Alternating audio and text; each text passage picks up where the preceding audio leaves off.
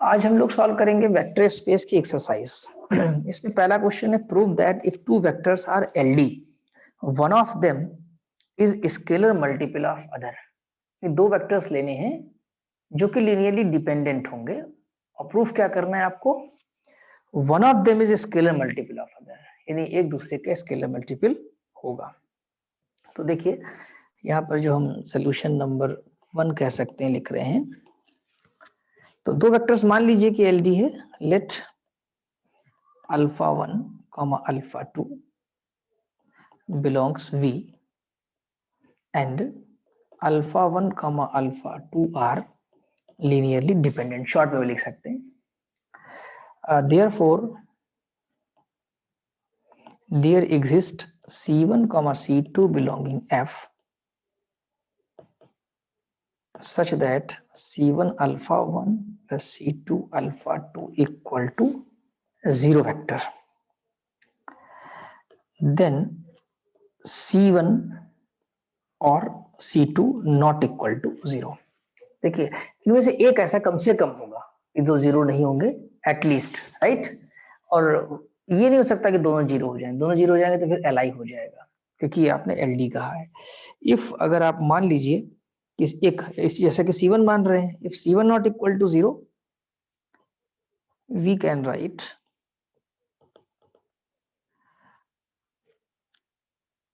Alpha 1 plus, यानी हम divide कर सकते हैं सी, क्योंकि नॉन जीरो नंबर से डिवाइड कर सकते हैं, ठीक है, is equal to 0 vector, right.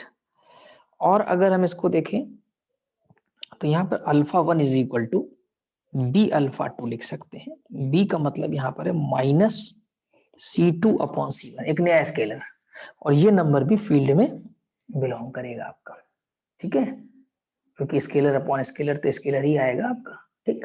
तो यानी ये इंप्लाई कर रहा है कि अल्फा 1 और अल्फा 2 स्केलर मल्टीपल है, यानी alpha 1 is scalar multiple of alpha 2, ठीक। तो ये इंप्लाई कर दिया है कि one of the vector is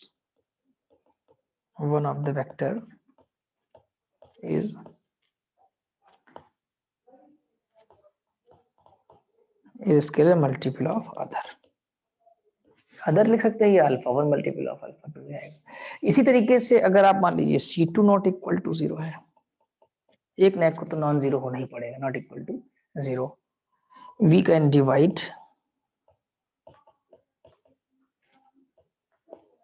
by C2, ठीक है, इन 1। अगर इसको इक्वेशन 1 देना चाहे 1 दे दें, इन 1, ठीक है। तो फिर आपके पास कितना आ जाएगा, अगर देखें तो C1 upon C2 alpha 1 plus alpha 2 is equal to 0 vector. यानी अब की बार अगर देखें तो अल्फा 2 इज इक्वल टू, आप आपके डी मान लीजिए, डी अल्फा 1, डी की वैल्यू यहाँ पर कितनी हो जाएगी, माइनस C1 अपॉन C2 हो जाएगी, ठीक। पिछली बार C2 अपॉन C1 थी, इस बार C1 अपॉन C2, ये भी स्केलर फील्ड में बिलोंग करेगा। तो ये भी क्या इंप्लाई कर रहा है कि one of the vector is scalar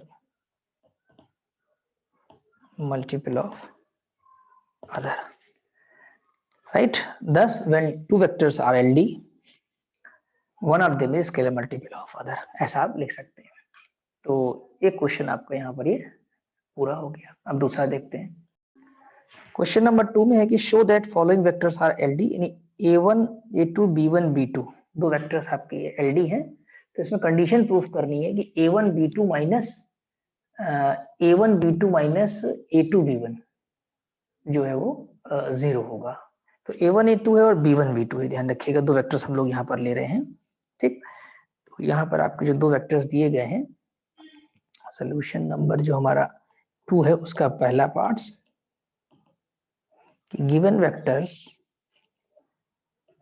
A1 comma A2 and B1 comma B2 are LD. तो क्या करिए आपके let alpha 1 is equal to A1 comma A2, alpha 2 is equal to B1 comma B2 दो ले लीजिए, right. Now for C1 comma C2 belonging field we write C1 alpha 1 C2 alpha 2 is equal to 0 vector, यानी कि C1 और A1 A2 plus C2 B1 B2 equal to 0,0 लिख दीजिए। To tuples चल रहा है आपका। अब आप C1 को मल्टीप्लाई करेंगे तो C2 को करेंगे तो C1 A1 plus C2 B1 C1 A2 plus C2 B2 is equal to 0 लिख लेंगे और यहां पर आप लिखेंगे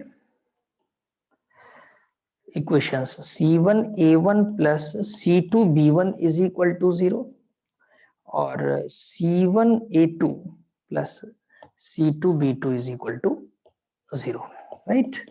इक्वेशन 2 एक सिस्टम ऑफ इक्वेशंस हो जा रही है और आपने ये कहा है कि वेक्टर्स हमारे कैसे हैं, वेक्टर्स हमारे एलडी हैं, तो C1 C2 will not be, both will not be 0, ठीक है। तो एज गिवन वेक्टर्स अल्फा 1 जो कि आपने सपोज किया है ना, A1 A2 और B1 B2, ठीक। As given vectors alpha 1 and alpha 2 are LD, linear independent. Therefore, both C1 and C2 will not be 0. Hence, system second, equations का system जो है will have non zero solution. इसका कैसा होगा, non zero solution, clear. So determinant of the coefficients ना, so determinant A of coefficients of C1 and C2 will be 0 implies 0, बल्कि from 2 ले लीजिए, फ्रॉम 2। अब अगर ये 0 हो जाएगी तो इसका मतलब ये होगा कि A1 A2 और B1 B2 is equal to 0 आ जाएगा। तो यहां पर आपके पास A1 B2 minus A2 B1 is equal to 0 आ जाएगा। तो A1 B2 minus A2 B1, A1 B2 minus A2 B1, ठीक है। A1 B2 minus A2 B1 is equal to 0 आपको शो करना था और ये आपका यहाँ पर प्रूफ हो गया। अब हम सॉल्व करते हैं क्वेश्चन नंबर 3। इसमें लिखा है कि alpha beta gamma are linearly independent vectors of vector space V। ये लीनियरली इंडिपेंडेंट हैं। Then show that the vectors alpha plus beta, beta plus gamma and gamma plus alpha are also linearly independent. यानी अगर हम add करके लिखते हैं हमको तो वो भी लीनियरली इंडिपेंडेंट होंगे, ऐसा प्रूफ करना है, ठीक है। तो देखिए यहाँ पर सोल्यूशन करते हैं हम लोग। क्वेश्चन नंबर, यानी सोल्यूशन हो जाएगा यहाँ पर, ये सोल्यूशन नंबर 3। इसका सेकंड पार्ट आप लोग कर लीजिएगा। यहाँ पर सोल्यूशन नंबर 2 का जो सेकंड पार्ट है, सॉल्व योरसेल्फ हो जाएगा, ठीक। अब आते हैं हम लोग सोल्यूशन नंबर 3 पर। इसमें क्या गिवन है, अभी आपने पढ़ा क्वेश्चन पूरा। Given alpha comma beta gamma, alpha beta gamma are LI, that is linearly independent vectors of vector space V.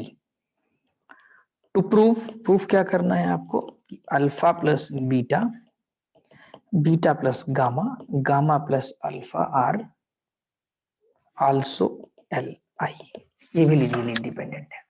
तो एक बात तो समझ में आ रही है कि ये हमें गिवन है और ये हमें प्रूफ करना है। तो जिसे प्रूफ करना है उसकी इक्वेशन पहले बनाते हैं और जो गिवन होता है उसको बाद में यूज करते हैं हम लोग, उस प्रॉपर्टी को या उसकी कंडीशन को। तो यहाँ पर हम लेट अस राइट, हम लिखते हैं, ठीक है।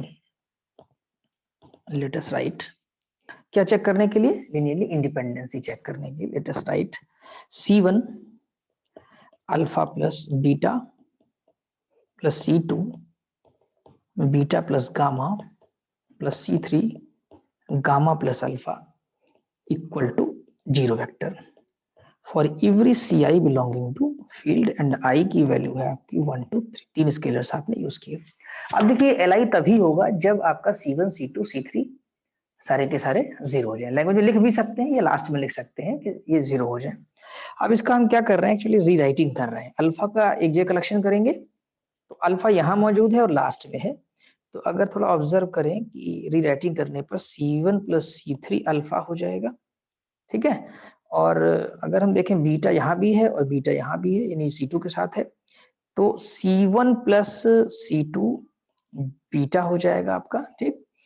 अब बात आती कि गामा की। गामा आपका देखिए यहाँ मौजूद है और गामा यहाँ पर है, दो जगह गामा अवेलेबल है आपका, ठीक। तो गामा के साथ जो कंडीशन आएगी, यानी कि जो कोफिशिएंट आएंगे वो क्या आएंगे, C2 plus C3 gamma equal to 0 vector, right. अब एक बात देखें, ये जो C1 प्लस C3 है किसका कोफिशिएंट है, अल्फा का। C1 प्लस C2 किसका है, बीटा का। और C2 प्लस C3 किसका है, गामा का। तो एक प्रकार से यहाँ पर फिर से एक लीनियर कॉम्बिनेशन ही लिखा हुआ है, अल्फा बीटा गामा का, और 0 वेक्टर लिख दिया गया इक्वल टू 0 वेक्टर। और ऊपर आपकी कंडीशन है कि alpha beta gamma are the Li given है आपको। तो ये तीनों कोफिशिएंट्स यानी C1 प्लस C3 भी 0 होना चाहिए, ये भी 0 होना चाहिए और ये भी। तो एज गिवन यहाँ कंडीशन लगा देंगे हम कि as given alpha comma beta are Li यानी लीनियरली इंडिपेंडेंट है।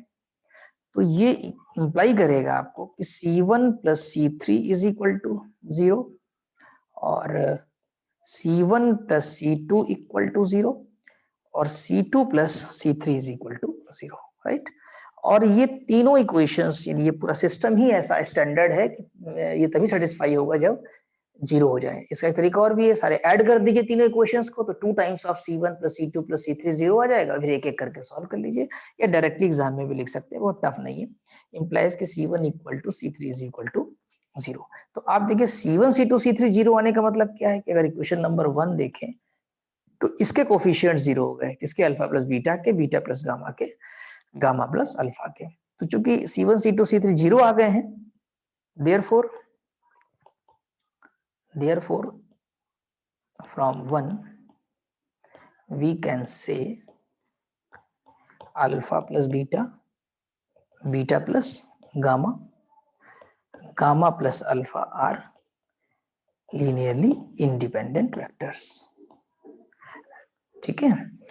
और भी लिखना चाहे तो as C1 equal to C2 equal to C3 is equal to 0। तो ये आपका यहाँ पर जाकर के प्रूफ हो जाता है।